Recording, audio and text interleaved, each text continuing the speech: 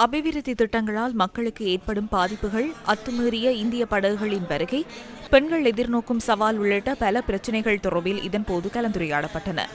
இந்த கலந்துரையாடலில் தேசிய மீனவ ஒத்துழைப்பு இயக்கத்தின் வடமாகாண பெண்கள் அமைப்பு, வடமாகாண பெண்கள் சம்மேளனம் உள்ளிட்ட அமைப்புகளைச் சேர்ந்த பெண் பிரதிநிதிகள் கலந்து கொண்டனர்.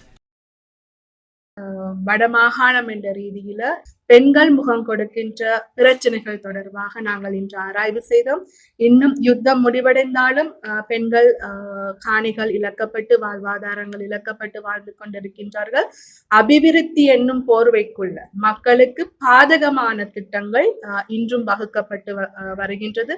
காற்றாலை மின்சாரமாக இருக்கலாம், மண் அகழ்வாக இருக்கலாம், பெண்களை பாதிப்புக்கு உட்படுத்துகின்ற ஒரு செயற்பாடாக மாறுகின்றது. இன்றைய தினத்தில் நாங்கள் 5 மாவட்டங்களும் இணைந்து பிரச்சனைகளை கண்டறிந்து நாங்கள் அதை தொகுத்திருக்கின்றோம்.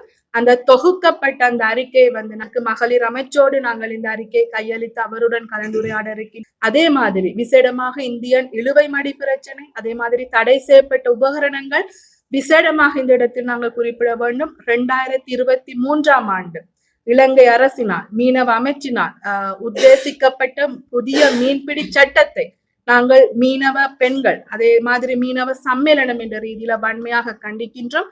அந்த மாதிரியான பாதகமான சட்ட திட்டங்கள் இலங்கை நாட்டுக்குள் கொண்டு வரப்படக்கூடாது.